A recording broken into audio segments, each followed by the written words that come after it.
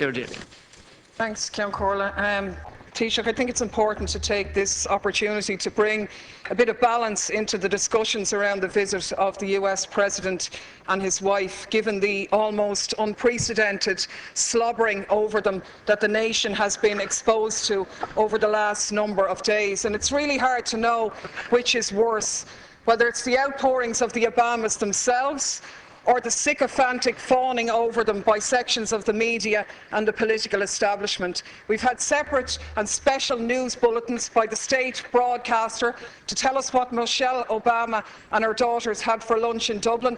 The First Lady ordered the Carlingford oysters and prawns, while the girls shared a jumbo shrimp cocktail before having shepherd's pie. But very little questioning of the fact that she was having lunch with Mr. Tax Exile himself. We had very little challenging of the fact that she's glad to be home, a country that she's been in less than a week and that her husband has very tenuous links in. And of course, the biggest irony of all, the protestations of Obama himself in his speech to the children in Northern Ireland about peace, when he said, "Those who choose a path of peace, I promise you the United States of America will support you every step of the way. We will always be a wind at your back." Now I ask you, is this person going for the Hypocrite of the Century award? Because we have to call things by their right names. And the reality is that by any serious examination, this man is a war criminal. He has just announced his decision to supply arms to the Syrian opposition, including the jihadists, fueling the destabilisation of that region and continuing to undermine secularism and knock back conditions for women. This is the man who is in essence stalling the Geneva peace talks by trying to broker enhanced leverage for the Syrian opposition by giving them arms, and to hell with the thousands more who lose their lives, or the tens of thousands more who will be displaced as this war goes on.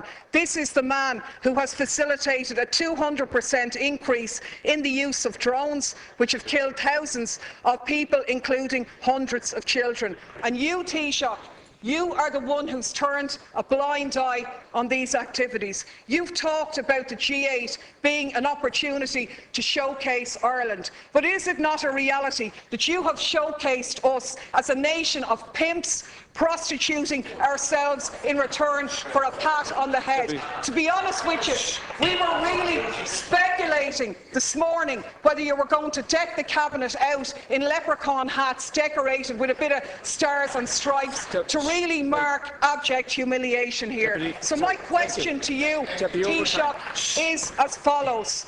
What steps are you going to take to follow in the correct statements and the correct decision of your colleague Taoiseach Eamon Gilmore, who voted against the lifting of the arms embargo in relation to Syria? What steps are you going to take to ensure that no weapons for Syria are going to go through Shannon in breach of our international laws on neutrality? What steps are you going to take to showcase this country not as a lapdog of US imperialism, but as an independent nation with an independent foreign policy which takes a lead in international diplomacy to outlaw the use of drones, the favourite method of extermination of your friend Mr. Obama?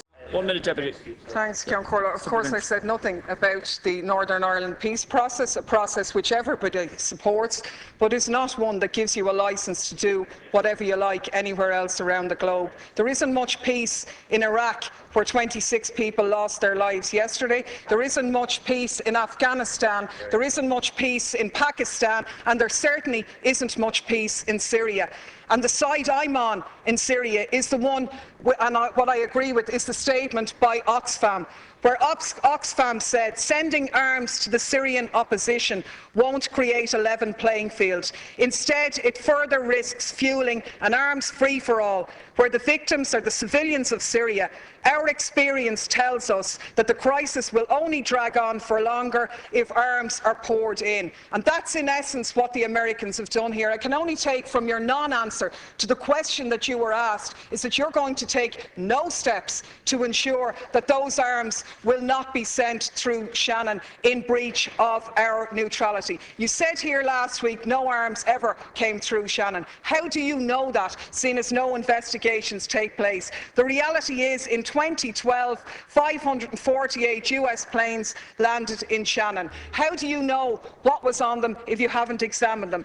Your Minister for Transport revealed in a parliamentary question that 239 civilian planes landed in Shannon, where they sought permission because they were carrying munitions of war or dangerous goods on a civilian aircraft. What steps are you going to take to intervene in this situation? And the last point I'll make is that people in this country are very fond of our American brothers and sisters, and I think we stand far more shoulder to shoulder with them by making valid criticisms of their president, who has broken his election promises, rather than just pimping this nation as a tax haven for their corporations. I'm sure the Americans would far prefer if their multinationals paid their taxes at home rather than offshore here, so they could develop their health care, so they wouldn't be wasting money on arms being sent to slaughter people in other countries. Thank you, Deputy. That was a good speech. Even if you don't live in America, share it with people that you think will pass it on to others. Use the tools below. Let's make sure every American gets to see this. Every American. We really should be able to use this platform to expose these crimes. And please subscribe to this channel of over 40,000 subscribers. Let's get moving this year to change things. You can click here to see that guy's response. It's part of a playlist. And of course, click on the thumbnails for these videos.